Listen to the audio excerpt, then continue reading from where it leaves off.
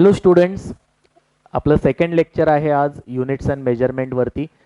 Last लेक्चरला आपण S I सिस्टीममधल्या 7 fundamental quantities, त्यांचे 7 fundamental units, त्यानंतर 2 सप्लिमेंटरी युनिट्स जे नंतर ॲड केले, ह्या सगळ्या गोष्टी बोललो.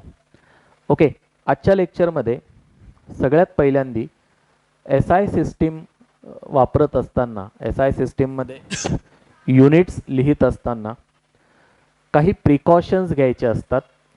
त्या प्रिकॉशन्सबद्दल आपण बोलणार आहोत.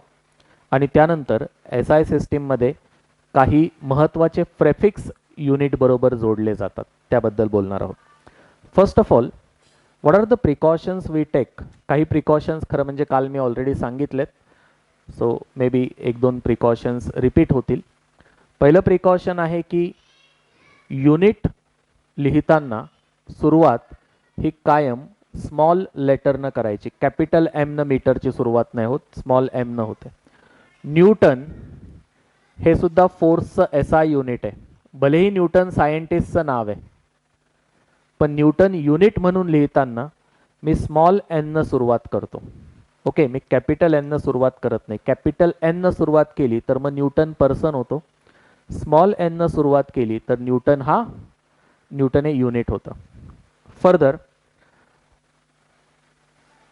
एस आय सिस्टीममध्ये युनिटचा शॉर्ट फॉर्म लिहिताना, ओके, मीटरचा शॉर्ट फॉर्म स्मॉल एम आहे. मात्र जर युनिट पर्सनच्या नावावरती असेल तर शॉर्ट फॉर्म लिहिताना मी न्यूटनचा शॉर्ट फॉर्म कॅपिटल एल दाखवला. ॲम्पियर लिहिताना आपण असं लिहितो, बरोबर आहे, स्मॉल ए पासनं. परंतु ॲम्पियरचा शॉर्ट फॉर्म लिहिताना मी कॅपिटल ए असा लिहिणार. Okay, ampere is a name of scientist. Electric करंटचं युनिट सायंटिस्टच्या नावावरनं आहे, सो ॲम्पियरची सुरुवात करताना मी कॅपिटल ए लिहिणार आहे कधी पण. सेकंद टाईमचं युनिट आहे, याचा सिम्बॉल स्मॉल एस आहे. सेकंद हे काही सायंटिस्टचं नाव नाही आहे, तो त्याचा सिम्बॉल लिहिताना आपण काय वापरतो? Small S. केल्विन सायंटिस्ट आहे, सो टेम्परेचरचं युनिट केल्विन, त्याचा सिम्बॉल आपण कॅपिटल के दाखवतो. सो एस आय सिस्टीममध्ये युनिट जर सायंटिस्टच्या नावावरनं असेल तर सिम्बॉल हा कायम कॅपिटल असतो, जसं की न्यूटन, केल्विन, ॲम्पियर. इतर केसमध्ये तो स्मॉल लेटर असतो. युनिटचं कधी प्लुरल करत नाहीत. उदाहरणार्थ असं नाही म्हणत 7 न्यूटन्स असं नाही म्हणत, किंवा 7 न्यूटन्स असंही नाही म्हणत. Okay, it is always 7 newton, it is always 7 newton. Okay, मी एन एस लिहिलं इथं चुकून तर अर्थच बदलतो, याचा अर्थ होतो newton second. Okay, S is a symbol for second. So कधीच एस आय सिस्टीममध्ये युनिट लिहिताना अशा प्रकारे लिहिण्याची पद्धत नाही, बरोबर आहे. त्याचप्रमाणे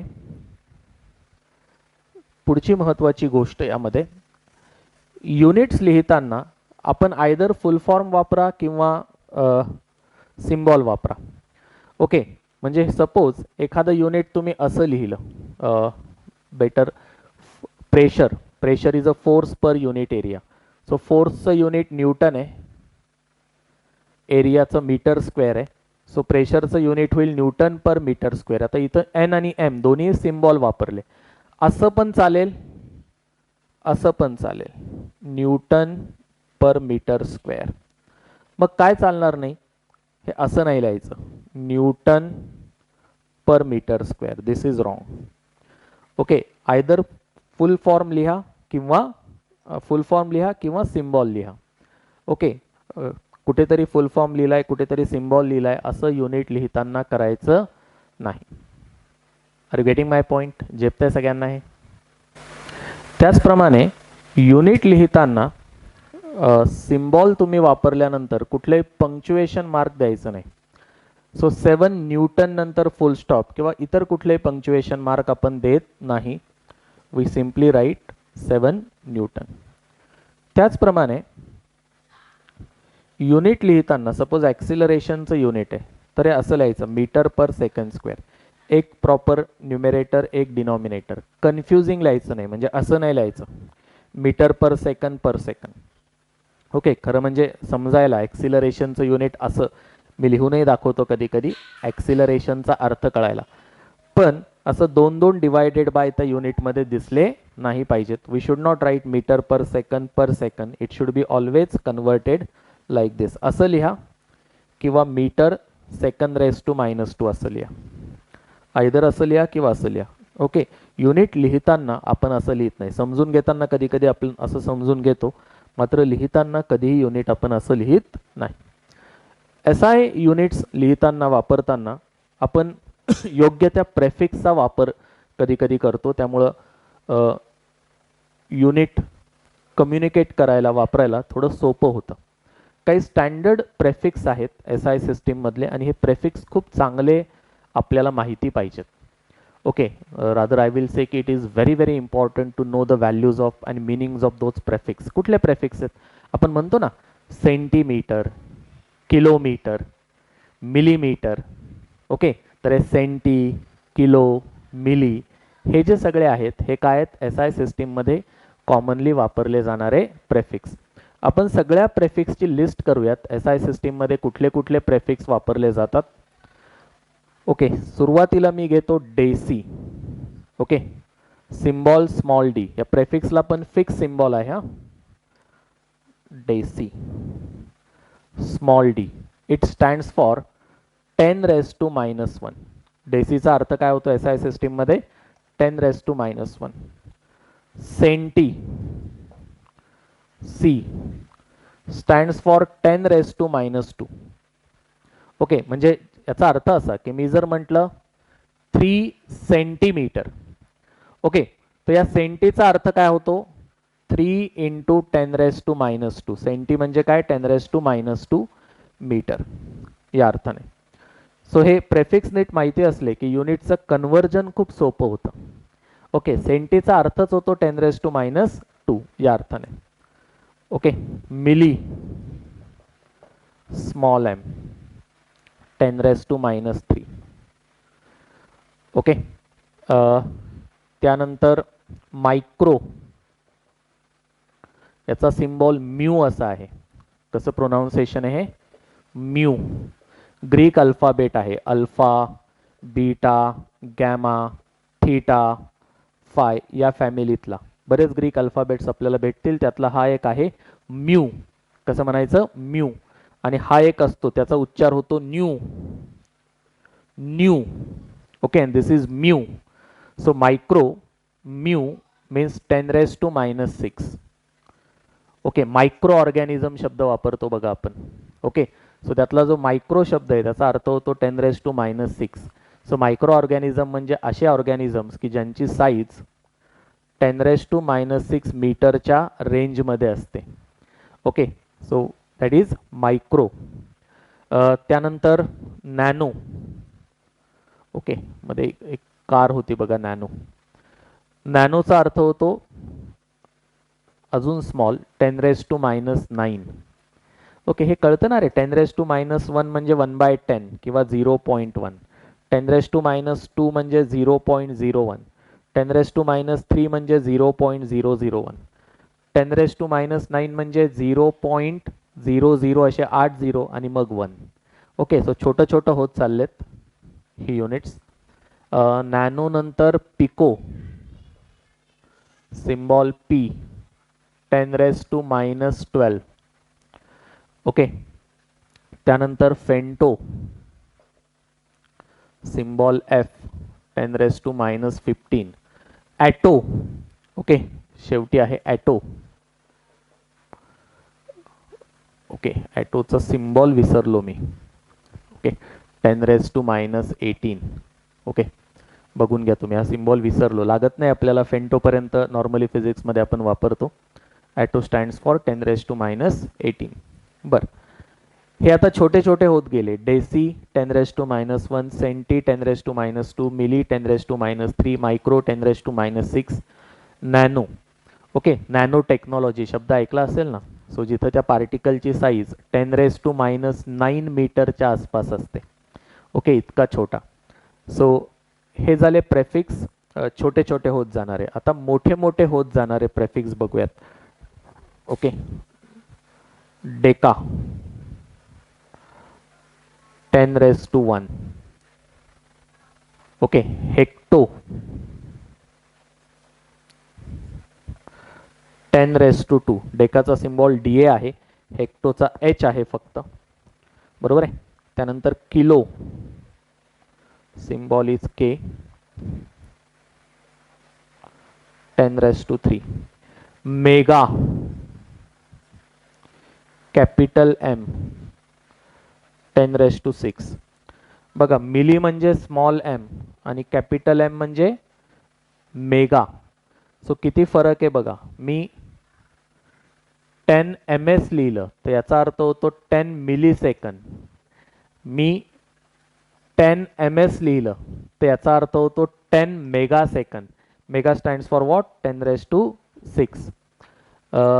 बाईट्स आपण म्हणतो ना कॉम्प्युटरमध्ये, kilo bytes, mega bytes. So किलोचा अर्थ होतो 10⁻³ मेगाचा अर्थ होतो 10⁻⁶. त्यानंतर गिगा कॅपिटल G, यांचे सिम्बॉल कॅपिटल सुरू झाले बघा. आता गिगा 10⁻⁹. ओके, काय अर्थ होतो गिगाचा? 10⁻⁹.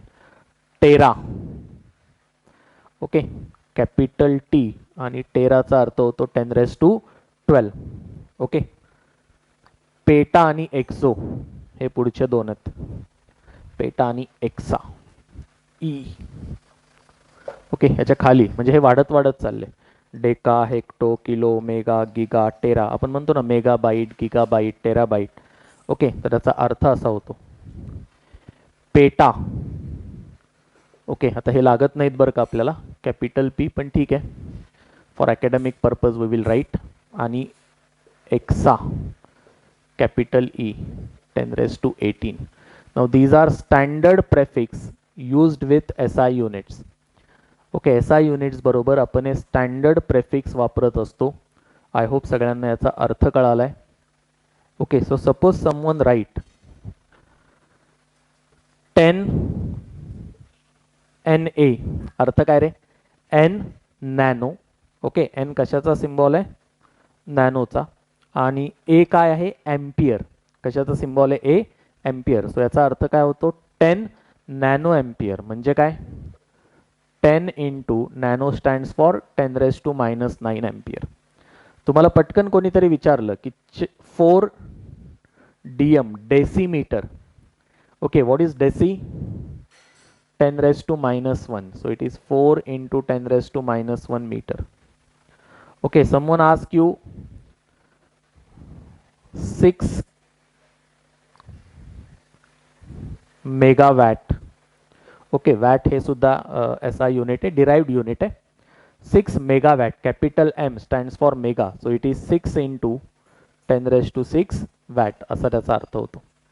बरोबर आहे. सो आपल्याला खूप जास्त वेळेस हे प्रेफिक्सेस फिजिक्समध्ये वापरायला लागणार आहेत. These are standard prefix used in physics. Okay, used in SI system. कळालंय सगळ्यांना हे? ओके, लिस्ट डाऊन केलं तुम्ही? सिम्बॉल महत्वाचे ते सगळे. ओके, कारण छोटासा बदल, मायक्रो 10⁻⁻6, मिली 10⁻⁻3 आणि मेगा, इथं तर फक्त स्मॉल M कॅपिटल M एवढाच फरक आहे. इथे किती फरक पडतो बघा. ठीक आहे.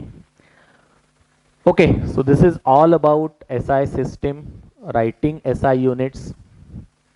ओके, फंडामेंटल क्वांटिटीज बघितल्या, त्यांचे युनिट्स बघितले. SI सिस्टीमनं 7 फंडामेंटल क्वांटिटीज आयडेंटिफाय केल्या होत्या, त्यांचे 7 फंडामेंटल्स युनिट्स आपण डिटेलमध्ये बघितले. ओके, आता या चॅप्टरचा अतिशय अतिशय अतिशय महत्त्वाचा पार्ट सुरू होतोय, ज्यावरती एक्झामला प्रश्न येणार आहेत. हा एक भाग आहेच आहे, म्हणजे तुमच्या नीटला प्रश्न येतील, CET मध्ये येतील, JEE मध्ये येतील. कोर पार्ट सुरू झाला है ना. आलेले क्वेश्चन्स पण आपण म्हणजे मे बी या लेक्चरला किंवा मे बी पुढच्या लेक्चरला, या लेक्चरला कदाचित नाही, नेक्स्ट लेक्चरला आपण काही एंट्रन्स एक्झामला आलेले क्वेश्चन्स पण आता सोडवायला लागू. त्या दृष्टीने इम्पॉर्टंट आहेच आहे, बट फिजिक्सच्या स्टडीच्या दृष्टीने सुद्धा, फिजिक्सचा अभ्यास करण्याच्या दृष्टीने सुद्धा अतिशय अतिशय क्रिटिकल पार्टकडे आपण आता जातोय. Students, I am talking about dimensions of physical quantity. काल मी गंमतमध्ये म्हटलं होतं की फिजिकल क्वांटिटीचे डायमेन्शन्स म्हणजे त्यांच्या जन्मकुंडलीसारखं असतं. आपल्याला खूप सारी माहिती त्या फिजिकल क्वांटिटीबद्दल डायमेन्शन्सवरनं मिळते. आता मुळात डायमेन्शन्स काय आहेत हा पहिला प्रश्न. What I mean by dimensions of a physical quantity. बघा, SI सिस्टीममध्ये 7 फंडामेंटल क्वांटिटीज आहेत, 7 फंडामेंटल युनिट्स आहेत. All other units will be depending on these 7 fundamental units. Okay, कुठलंही वेगळं युनिट हे या 7 फंडामेंटल युनिट पैकी एक किंवा अनेक युनिट्स वरती डिपेंड असणार आहे. डायमेन्शन्स गिव्ज अस आयडिया की एखाद्या क्वांटिटीचं युनिट फंडामेंटल युनिट्सवर कसं डिपेंड आहे. Okay, we will take some examples, things will be very clear. Definition वगैरेकडे नंतर जाऊयात. Suppose I write something like this. Okay, henceforth whenever I write square bracket length in square bracket, read it like this: dimensions of length. कसं वाचणार मी हे? Dimensions of length. Now length happens to be our fundamental quantity. So length इतर कशावर depend आहे का रे dimensions मध्ये? नाही. लेंथचं unit इतर कुठल्याही युनिटवर डिपेंड नाहीये, ते लेंथवरच डिपेंड आहे. So I write dimensions of length as L raised to 1. Okay, अर्थ असा की लेंथचं युनिट लेंथच्या युनिटची फर्स्ट पॉवर आहे, म्हणजे इतर कशावरच डिपेंड नाहीये. लेंथ ही फंडामेंटल क्वांटिटी. इतर कशावर डिपेंड नाहीये म्हणजे कशावर डिपेंड नाहीये? मासवर डिपेंड नाहीये. सो असंही लिहिता येतं M raised to 0. टाईमवर डिपेंड नाहीये, T raised to 0. इलेक्ट्रिक करंटवर डिपेंड नाहीये, ए ने दाखवतात कधी आय ने दाखवतात, A raised to 0. ओके, वगैरे वगैरे वगैरे सगळे 0 0 लिहिता येतील. ओके, फिजिक्समध्ये एक ब्रांच आहे मेकॅनिक्स, यंत्रशास्त्र, सायन्स ऑफ मशीन्स, जिथे आपण मोशन, वेलॉसिटी या सगळ्या गोष्टींचा अभ्यास करतो. फिजिक्समध्ये टोटल 7 फंडामेंटल युनिट्स आहेत, परंतु या 7 फंडामेंटल युनिट्स पैकी मेकॅनिक्स या ब्रँचला फक्त 3च युनिट्स लागतात: लेंथ, मास, टाइम. म्हणजे अख्खं मेकॅनिक्स फक्त 3च फिजिकल क्वांटिटीशी डील करतं. लेंथ फंडामेंटली, बाकी सगळ्या ज्या आहेत त्या डिराइव्ड क्वांटिटीज, लेंथ, मास आणि टाइम. आजच्या डिस्कशनमध्ये मी 7ही फंडामेंटल युनिट्स इथे लिहित बसत नाही. मी फक्त मेकॅनिक्स ब्रँच बद्दलचे 3 युनिट्स आणि त्यांच्यामध्ये आपण बोलूयात. सो लेंथचे डायमेन्शन्स कसे लिहिले मी? L raised to 1, M raised to 0, T raised to 0. इथं बाकीचे जे आहेत अजून current, temperature, amount of substance, luminous intensity raised to 0 आहेतच. अजून एक फंडामेंटल क्वांटिटी मास. ओके, मासचं युनिट इतर कुठल्या युनिट्सवर परत एकदा डिपेंड नाहीये, फंडामेंटल आहे. So what will be the dimensions of mass? L0, M raised to 1. It depends only on mass, correct. So मासचं युनिट ऑप्टेन करायला मला मासच्या युनिटची फर्स्ट पॉवर घ्यावी लागेल. तुम्ही म्हणाल सर का सांगताय? हे ऑब्वियस आहे, करेक्ट. हे असंही लिहिता येतं, रेस टू 0 नाही लिहिलं तरी चालतं. So similarly time, fundamental quantity. So what are the dimensions? L0, M0, T0, sorry T1. इथे बाकी 0 आहेतच, बरोबर ना? बर, याच्यात काही विशेष नव्हतं, हे असं होणारच होतं. Now let us discuss about area. Okay, area is a derived quantity, बरोबर आहे. एरिया जर मला काढायचा असेल, आता तुम्ही म्हणाल सर कसला एरिया काढताय? सपोज या बोर्डचा एरिया काढायचा आहे मला. ओके, कसं काढणार? Length into breadth. किंवा एखादा स्क्वेअर आहे, या स्क्वेअरचा एरिया काढायचा आहे मला. Okay, how I will find the area of square? It will be side multiplied by side. Okay, side is some type of length, so it is length into length. Agree? So स्क्वेअरचा area, side square, side is a type of length, correct. So इथे लेंथचे dimensions मला माहिती आहेत, L raised to 1, correct. त्याचा square करायचा आहे. काय करायचं आहे? त्याचा स्क्वेअर. सो हे काय येईल? L raised to 1 into 2, L raised to 2. अर्थ असा होतो, एरियाचे डायमेन्शन्स आहेत L raised to 2. म्हणजे काय? एरियाचं युनिट मिळवण्यासाठी मला लेंथच्या युनिटची सेकंड पॉवर घ्यावी लागेल. ओके, फक्त SI सिस्टीममध्येच नाही, कुठल्याही सिस्टीममध्ये. सो मी जर लेंथ मीटरमध्ये मोजत असेल तर एरिया कशामध्ये मोजणार? Metre square. Dimension tells me की एखाद्या फिजिकल क्वांटिटीचं युनिट मिळवण्यासाठी फंडामेंटल युनिटची कुठली पॉवर घ्यावी लागेल. Okay, so dimensions of area काय येतं, L⁻². डायमेन्शन्स करताना काही लॉज ऑफ इंडायसेस आपल्या नीट परिचयाचे पाहिजेत. Okay, you should be very much aware of this. हे तुम्ही शिकलात, तुम्हाला येत आहे, तुम्ही हुशार मुलं आहात मला माहिती आहे. Still I will take a time. A⁻m into A⁻n काय असतं बेटा, A⁻m प्लस n. एग्री, हे माहिती आहे ना. Similarly A⁻m upon A⁻n, A⁻m minus n. Correct. Similarly A⁻m⁻n हे काय येतं, A⁻mn. Correct. Similarly if I write A⁻0 it is 1. Correct. आणि A⁻m याचा अर्थ होतो 1 upon A⁻m. Correct. These are basic laws of indices. Correct. हे माहिती आहेत तुम्हाला, माहिती असतीलच. ओके, तुमच्याकडे आत्ता वही घेऊन, आणि मला खात्री आहे तुम्ही लेक्चर ऐकताना छान सुंदर वही घेऊन बसताय. ओके, पिक्चर बघत नाही आहात, नाहीतर कॉटवरती, म्हणजे एक चित्र असं मी इमॅजिन करतोय की तुम्ही कॉटवर झोपलेला आहात, कोचवर पडलेला आहात. ओके, कानात ते टाकलेलं आहे, बरोबर आहे, आणि तुम्ही अभ्यास करता आहात. ओके, असं एक चित्र तुम्ही तयार केलं. आय होप तसं नाही आहे. तुम्ही छान प्रॉपर क्लासरूम सेशनसारखं, म्हणजे अगदी क्लासरूममध्ये बसतो तसं फॉर्मल बसायची गरज नाही आहे, पण तुमच्याकडे वही आहे, पेन आहे, तुम्ही ॲक्टिव्ह लिसनिंग करताय, नाही तर समोर टी व्ही पण चालू आहे. ओके, इकडं अमित बाबाचं कीर्तन पण चालू आहे. ओके, असं होत नाही आहे, याची काळजी घ्या. वहीमध्ये पटकन कोपऱ्यामध्ये कुठेतरी हे लॉज ऑफ इंडायसेस लिहून टाका, ते आपल्याला लागणार आहेत. Okay, coming back. डायमेन्शन्स, एरियाचे डायमेन्शन्स लिहिले आपण. ठीक आहे, आता मी व्हॉल्यूमचे डायमेन्शन्स लिहितो. कोणाला प्रश्न पडेल, सर आपण स्क्वेअरचा एरिया घेतला, सपोज आपण सर्कलचा एरिया घेतला असता तर काय झालं असतं. ओके, एरिया ऑफ सर्कल काय फॉर्म्युला आहे, πr². पाय इज अ कॉन्स्टंट नंबर, त्याला काही युनिट नाही, डायमेन्शन्स नाही. सो डायमेन्शन्स ऑफ आर त्याचा स्क्वेअर. आर म्हणजे रेडियस, म्हणजे टाईप ऑफ लेंथ, लेंथचे डायमेन्शन्स L⁻1. सो मगाच्या लॉज ऑफ इंडायसेस प्रमाणे A⁻m⁻n, A⁻mn. So 1 into 2 is 2. So कशाचाही एरिया घेतला, okay, dimensions will be still L⁻2. Okay, first वेळ होती म्हणून मी जस्ट करून दाखवलं. Coming back to our discussion. आता व्हॉल्यूम, पुढची फिजिकल क्वांटिटी घ्यायची मला, व्हॉल्यूम.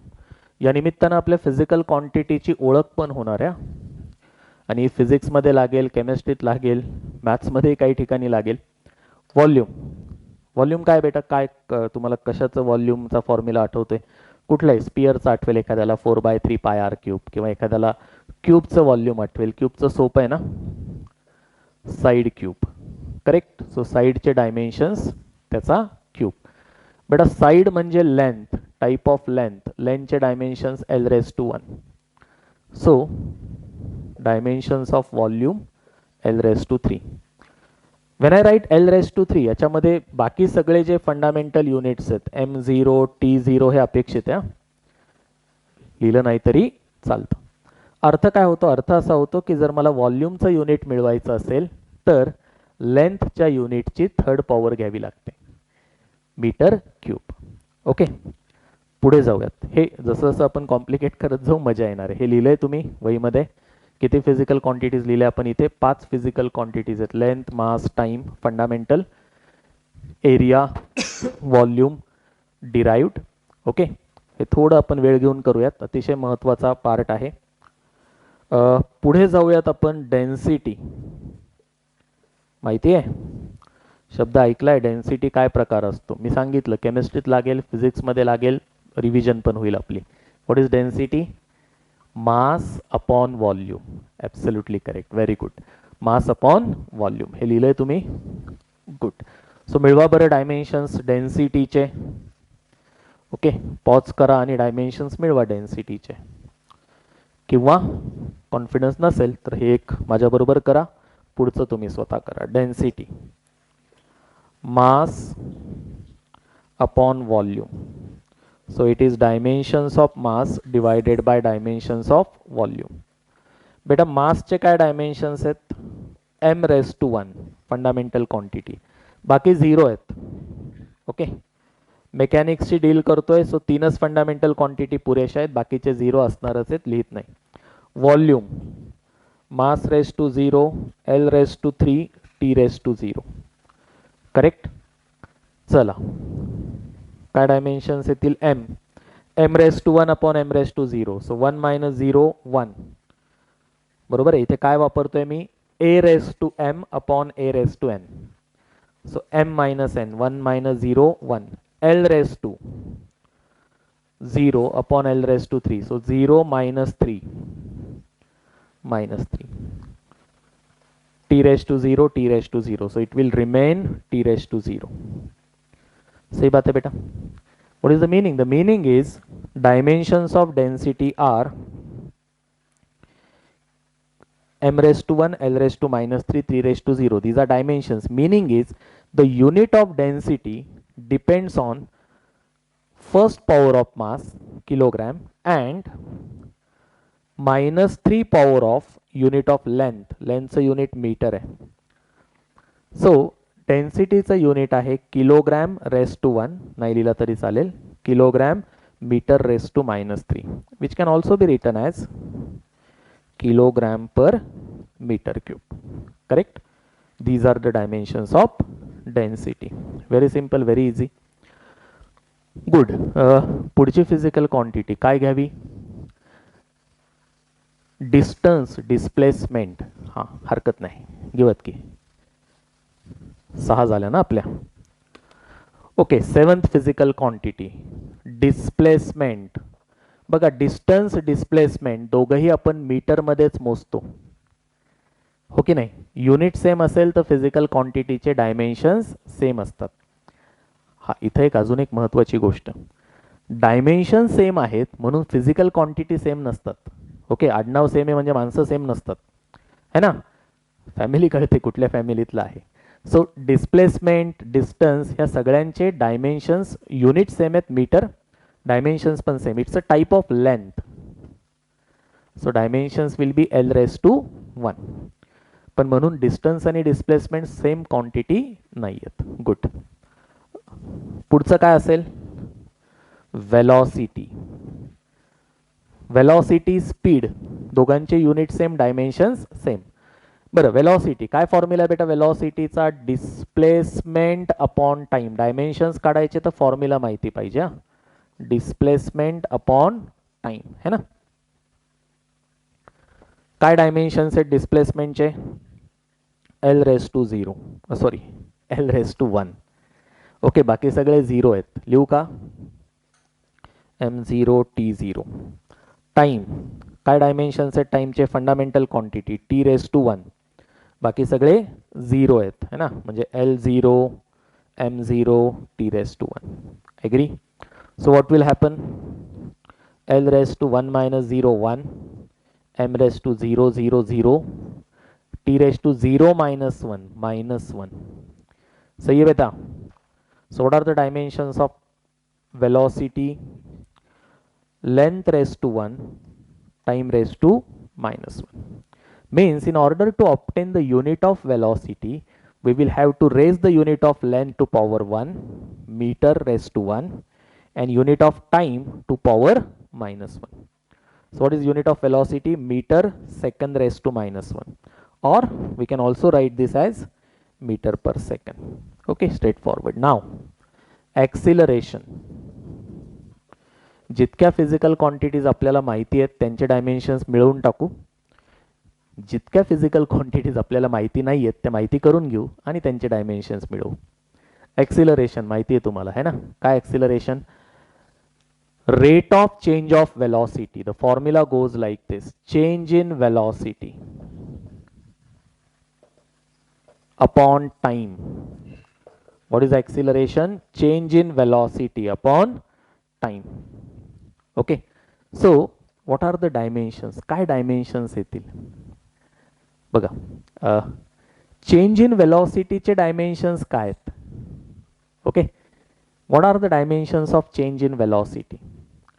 जे वेलॉसिटीचे डायमेन्शन्स तेच चेंज इन वेलॉसिटीचे डायमेन्शन्स का असं? सी बेटा, चेंज इन वेलॉसिटी म्हणजे काय? Final minus initial. सपोज एखाद्या गाडीची वेलॉसिटी 7 मीटर पर सेकंद झाली आणि आधी किती होती? 4 मीटर पर सेकंद. 4 ची 7 झाली, मग चेंज किती झाला? 7 मायनस 4 म्हणजे किती? 3 मीटर पर सेकंद. ओके, जे वेलॉसिटीचं युनिट होतं तेच चेंजचं युनिट आलं.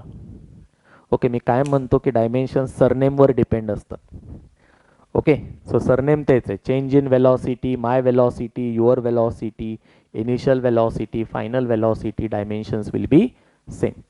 Okay, so change in velocity dimensions will be same as that of velocity. L1 m0 t raised to minus 1 divided by t raised to 1. Correct? Time. So what will happen? L1 m0 t raised to minus 2.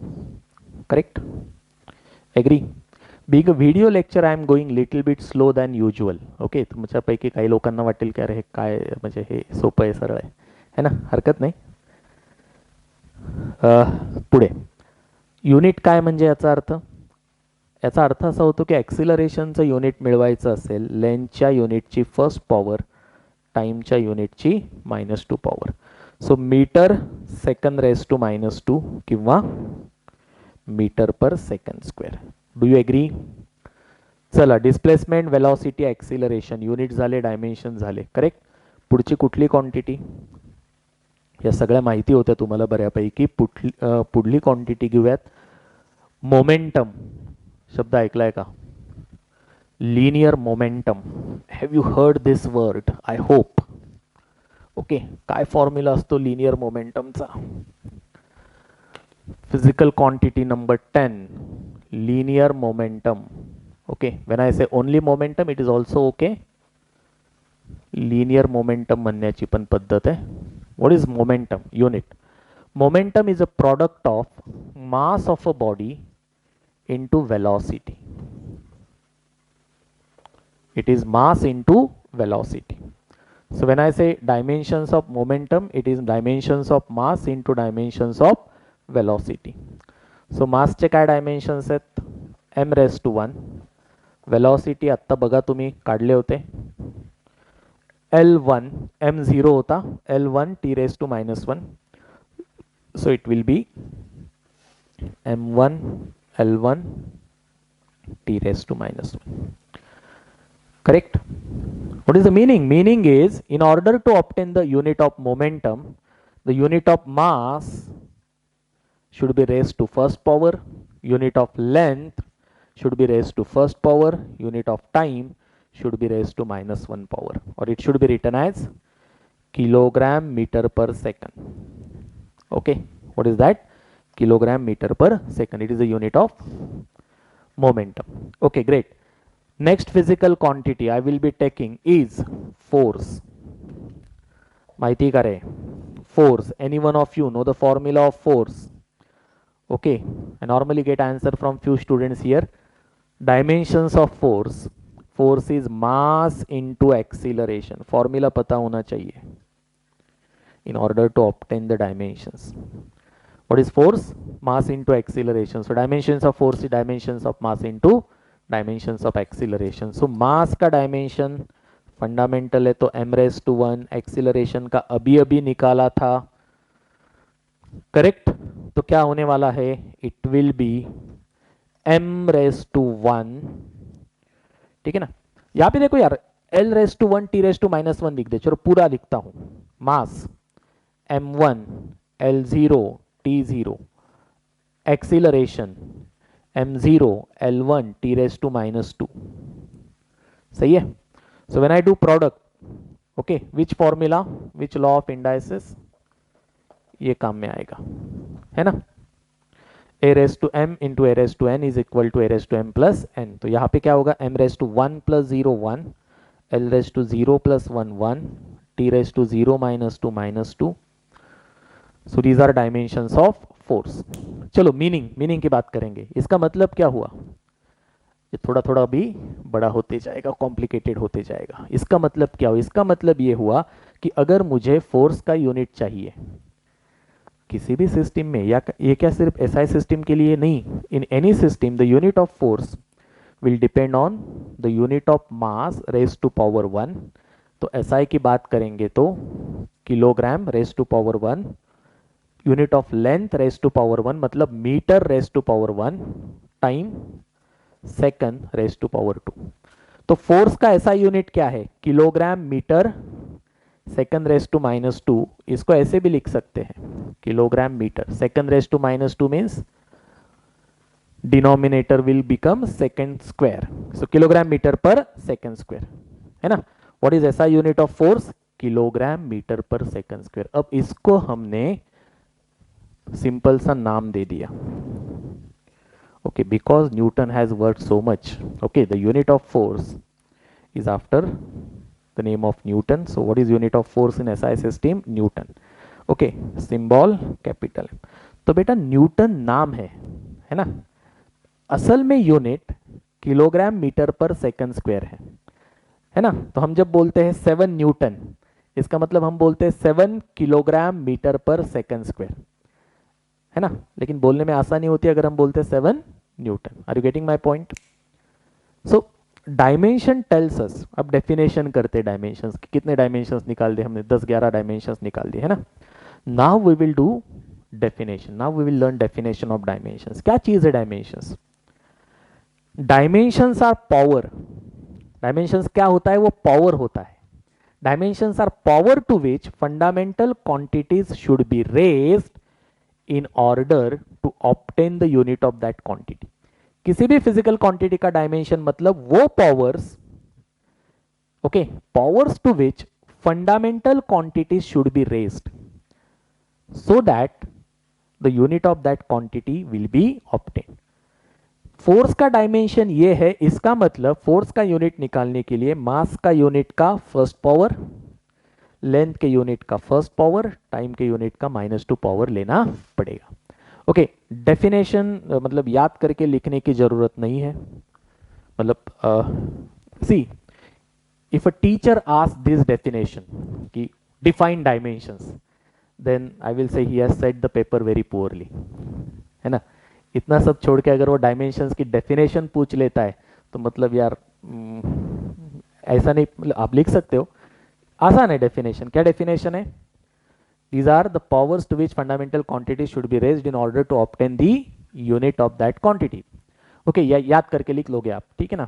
लेकिन इतना कुछ है chapter में पूछने के लिए, तो dimensions का definition पूछना मतलब maybe some English teacher is told to teach physics. Okay, a good physics teacher will never ask definition of dimensions, he will ask good problems, good concepts on dimensions। Okay, तो definition याद मतलब क्या बोलते हैं आप, mug up करने की बिल्कुल जरूरत नहीं है, याद हो जाती है, समझ में आ जाती है, तो अपने लैंग्वेज में लिखी तो भी चलता है। ओके, तो ये हो गया बेटा। I know that when you give the board examination in 10th, so often there is a question, कसं लिहायचं परीक्षेत, त्याच भाषेत पुस्तकात जसं आहे तसंच लिहायचं का? ओके, नॉट नेसेसरीली ॲक्च्युली सायन्सचे ज्यावेळेस तुम्ही स्टुडंट्स होता, सायंटिफिकली करेक्ट लिहायचं असतं। पुस्तकात सायंटिफिकली करेक्ट लिहून दिलेलं असतं एका पद्धतीनं, अजून 2-3 पद्धती असू शकतात सायंटिफिकली करेक्ट लिहिण्याच्या, पण सोपी पद्धत काय, पुस्तकातलं जसंच तसं लिहिलं की ते सायंटिफिकली करेक्ट असतं। पण हे अशा प्रकारचे शब्दात अडकणारे क्वेश्चन्स विचारणं हा सायन्समधल्या कुठल्याच परीक्षेचा उद्देश नसतो, बरोबर आहे। म्हणजे हे असले प्रश्न सायन्सचे चांगले टीचर, चांगले एक्झामिनेशन कधीही विचारणार नाहीत। ओके, नेक्स्ट नाव पुढचं क्वेश्चन नंबर 12 कडे जाऊयात आपण। ओके, क्वांटिटी नंबर 12 कुठलं झालं आपलं? फोर्स झालं। फोर्स नंतर मी क्वांटिटी घेणार आहे, ही नाही माहिती तुम्हाला, इम्पल्स। तुम्ही पहिल्यांदा ऐकत असाल impulse quantity. What is next quantity I am taking? Impulse. Impulse is force into time. Okay, इस पे बहुत इंटरेस्टिंग बातें होंगी चैप्टर नंबर 5 में। अभी नहीं करेंगे, अभी सिर्फ डायमेंशंस निकालेंगे। फोर्स इनटू टाइम, डायमेंशंस निकालने के बाद भी कुछ इंटरेस्टिंग चीज़ें सामने आएगी, उसके बाद जरूर करेंगे। Impulse, force into time, okay, you will do it yourself quickly. कर लो यार, अभी क्या है, फोर्स टाइम सब पता है आपको। Force dimensions m1 l1 t raise to -2, time t raise to minus, sorry यार माइनस क्यों लिख रहा, t रेस टू 1, करेक्ट। तो कर लो, m रेस टू 1, यहाँ पे m तो 0 है, l रेस टू यहाँ पे 0 है 1, t raise to -2 plus 1 -1, correct. Impulse, what is unit of impulse, newton second भी लिखते हैं, लेकिन इससे क्या लिख सकते हैं, किलोग्राम मीटर पर सेकंड लिख सकते हैं ना, kilogram metre second raise to -1 मतलब per second. Is it okay, perfect आहे, बरोबर आहे। बरं, आता याच्यात गंमत काय, हे डायमेन्शन्स आपण आत्ता कुठल्या तरी क्वांटिटीचे मिळवले होते आणि त्याच्या सारखेच आलेत, 12 डायमेन्शन्स मिळवलेत। पटकन बघा वहीमध्ये मागे, लक्षात आलं असेल तर व्हेरी गुड, एक्झॅक्टली लिनियर मोमेंटमचे डायमेन्शन्स येते, these are dimensions of linear momentum.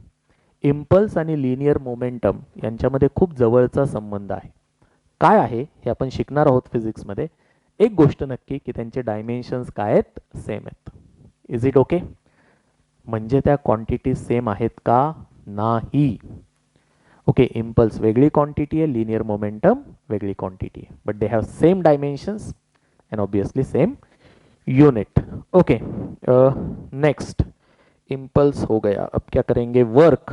Okay good, work, what is work, work is force into displacement. Work क्या होता है, force into displacement, work is force into displacement, correct. What are the dimensions of work, चलो बेटा force का unit क्या लिखते हो, sorry dimensions, m1 l1 t raise to -2, dimensions of displacement l raise to 1, तो अगर सिंप्लीफाई करते हैं m raise to 1 l raise to 1 plus 1 is 2 t raise to -2, these are dimensions of work. तो क्या unit हो गया work का, बताओ चलो एसआई सिस्टम में। In SI system the unit of work is m kilogram raise to 1, l raise to 2 metre raise to 2, t raise to -2, so per second square, kilogram metre square per second square, kilogram metre square per second square, सही बात है बेटा। इसको हमने नाम दे दिया joule, joule सायंटिस्टचं नाव आहे, पण unit लिहिताना कायम स्मॉल जे, कैपिटल जे लिहिला तर तो पर्सन जूल होतो, सिंबल कैपिटल जे। तो हम बोलते हैं कि work is 10 joule, correct, so that joule means kilogram metre square per second square. Is it okay, सही बात है। अच्छा, next is energy, energy is capacity to do work, है ना। तो एनर्जी का भी यूनिट जूल ही होता है, इसलिए एनर्जी के डायमेंशंस भी वर्क के डायमेंशंस ऐसे ही आते हैं, m raise to 1 l raise to 2 t raise to -2, ठीक है। If you still want to find it using a formula, कोई भी एनर्जी ले लो, चलो काइनेटिक एनर्जी ले लेते हैं, हाफ mv², ये फॉर्मूला है काइनेटिक एनर्जी का। Half constant number, it doesn't have any dimensions, तो m mass, what are the dimensions of mass, m raise to 1, velocity square, तो वेलोसिटी के डायमेंशन से l raise to 1 t raise to -1, इसका square, ठीक है। क्या होगा, m raise to 1 l raise to 1 raise to 2, so l raise to 2 t raise to -1 into 2 t raise to -2। So dimensions of kinetic energy or any energy same as that of work. Are you getting my point? कळतंय सगळ्यांना, काही doubt आहे यामध्ये, straight forward आहे, मस्त आहे, जायचं पुढे। चलो बेटा, बी क्या करेंगे, next physical quantity is power, क्या करेंगे हम, next physical quantity is power. चलो, what are the dimensions of power, quickly निकाल दो आप, कितना नंबर का क्वांटिटी आया था, 14 15, okay, correct me if I am wrong, okay, आप करेक्ट लिखो number power. What is power? Power is rate at which work is done. It is work divided by time. है ना? क्या बात होता है पॉवर का? Work divided by time. ह्या सगळ्या क्वांटिटीज आज ज्या मी बोलतोय त्या कुठल्या ब्रँचमधनं आहेत फिजिक्सच्या? मेकॅनिक्स. सो तिथं तीनच फंडामेंटल युनिट्स लागले. परत एकदा गंमत बघा, मास लागलं, लेंथ लागलं, टाइम लागलं, बाकी काही लागलं नाही. Okay, so power, work upon time. What are the dimensions of work? m raised to 1, l raised to 2, t raised to minus 2. Correct? Time, what are the dimensions of time? T raised to 1. So it will be m raised to 1, l raised to 2, t raised to minus 2 minus 1 will be minus 3. सही है बेटा? So what is the unit of power? Unit of power in SI system will be kilogram metre square per second cube. Minus है म्हणून पर second cube. आपको पता है इसको क्या बोलते हैं? इसको वॅट बोलते हैं, वॅट. ओके, जेम्स वॅटच्या नावानं पॉवरचं युनिट आहे watt. Correct? So watt stands for kilogram metre square per second cube. Correct? मी प्रत्येक वेळेस यासाठी सांगतोय की डायमेन्शन्स म्हणजे नेमकं काय हे डोक्यामध्ये फिट बसावं. पब्लिकला डायमेन्शन्स काढता येतं, मग मी काय काढलं? ओके, पॉवरचे डायमेन्शन्स हे आहेत म्हणजे काय? म्हणजे असं आहे की बाबा पॉवरचं युनिट ऑप्टेन करायचं असेल तर तुला मासच्या युनिटची फर्स्ट पॉवर, लेंथच्या युनिटची सेकंड पॉवर, टाइमच्या युनिटची -3 पॉवर घ्यायला लागेल. Is it okay? अजून एखादी क्वांटिटी राहिली का आपली? 16 नंबर. चला, प्रेशर. बऱ्याच आहेत, तुम्हाला माहिती असलेल्या क्वांटिटीज मी मुद्दाम घेतल्या जास्तीच्या. Pressure is force per unit area. Okay, if you remember the definition learned in standard 8, pressure is force per unit area. If you don't remember, don't worry, आत्ता लक्षात राहील. आणि खूप डिटेल बोलायचं आहे प्रेशर या कॉन्सेप्ट वरती. Force per unit area.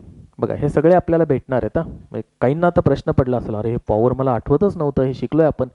काळजी करू नका, 11वीचा सिलेबस असा डिझाईन केलाय की तुम्हाला काही फिजिक्स माहिती नाही. Okay, as if you are learning physics from scratch.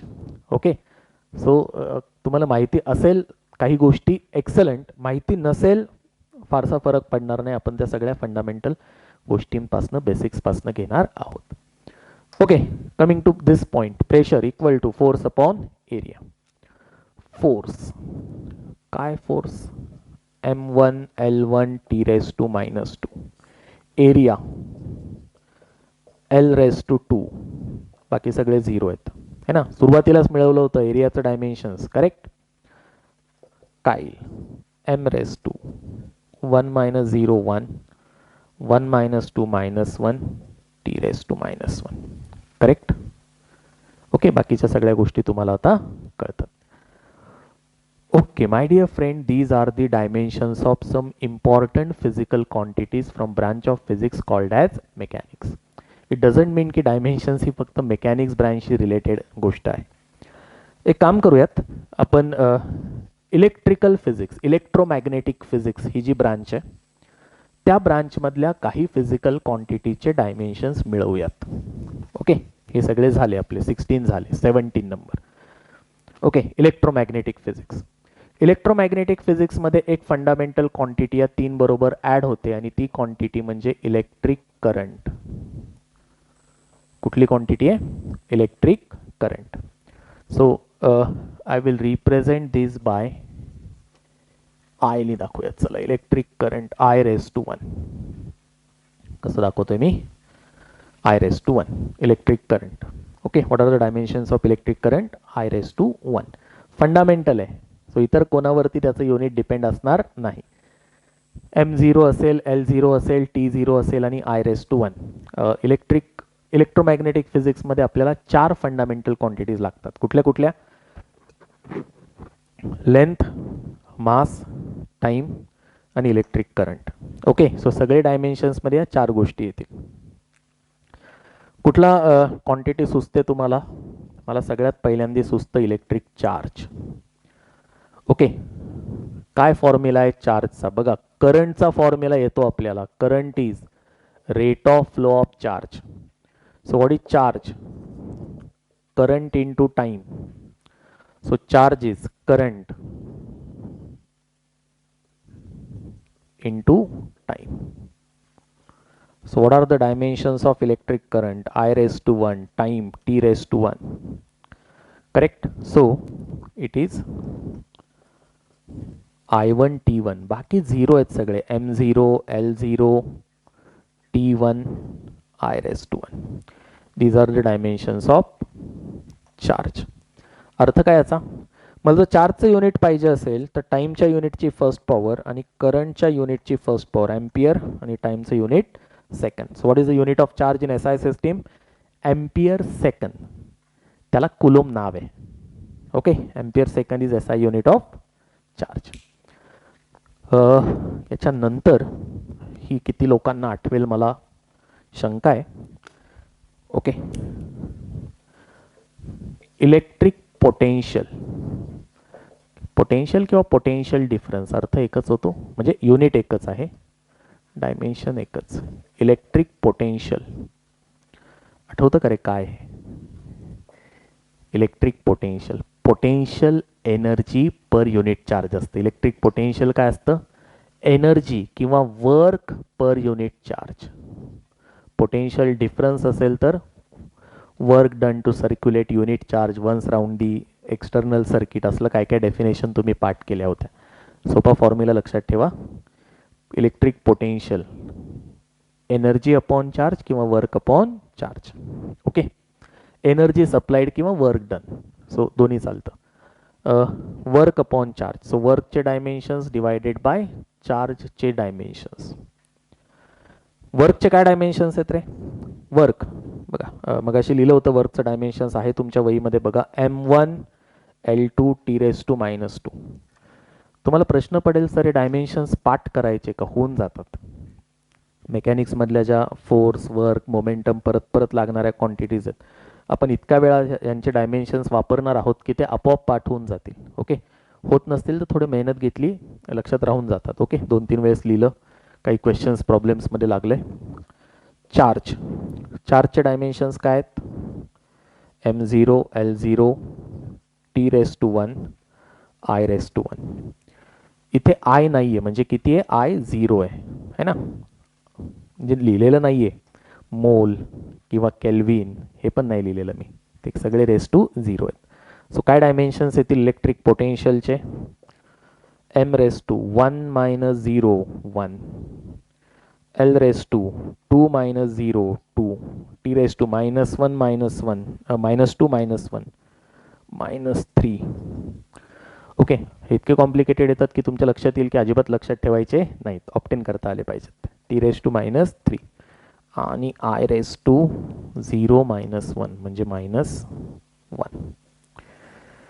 These are the dimensions of electric potential. अब बताओ इलेक्ट्रिक पोटेंशियल का एसआई सिस्टम में यूनिट कैसे लिखोगे?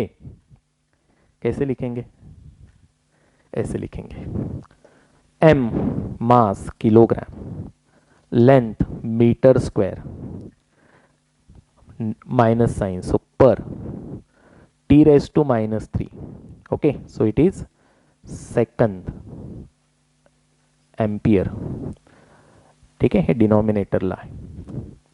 बरोबर आहे. कसं वाचायचं आहे? Kilogram metre square per second cube per ampere. वाचायचं असं kilogram metre square per second cube per ampere, पण लिहायचं असं नाही. Okay, this is correct way of writing. Never write it like this, it has a wrong meaning associated with it. ऐसा नहीं लिखते kilogram metre square per second cube per mm. This is wrong. Okay, as per SI system this notation should not be used. It should be always written like this. ठीक आहे. वाचायचं कसं? वाचायचं असं kilogram metre square per second cube per ampere. ठीक आहे. So पर मी दोनदा वाचतो याच्यासाठीच, कारण हा डिनॉमिनेटरला आहे परत एकदा. बरोबर आहे, पण असं लिहित नाही. ओके, असं नाही लिहित, पण आपण युनिट काय लिहितो? इलेक्ट्रिक पोटेन्शियलचं volt. Okay, thank God we don't write it like this. म्हणजे नाही तर इमॅजिन करा 10वीमध्ये, 10वीतच ठरवलं असतं सायन्स घ्यायचं नाही. है ना. 10th मध्ये तुम्हाला सांगितलं असतं करंट इलेक्ट्रिसिटी चॅप्टरमध्ये की हे बघ हे युनिट आहे, kilogram metre square per second cube पर ॲम्पियर. सोडलं सायन्स सोडलं. ओके, कॉमर्समध्ये काय काय स्कोप आहे असा विचार चालू झाला असता. ओके, एनिवे जस्ट फन म्हणून बोललो. हुशार पोरं आहात तुम्ही, तुम्हाला येणार आहे. करेक्ट, याचं नाव आहे व्होल्ट. ओके, हे आपल्याला लक्षात ठेवायला लागणार आहे वगैरे असं काही समजू नका, मी फक्त अर्थ सांगण्याचा प्रयत्न करतो. एक शेवटची क्वांटिटी घेऊयात.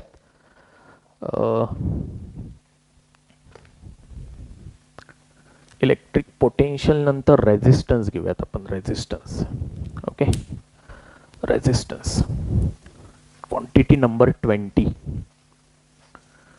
ओहम्स लॉ शिकला आहेत तुम्ही, बरोबर आहे. सो 20 नंबरला resistance of physical resistance of conductor.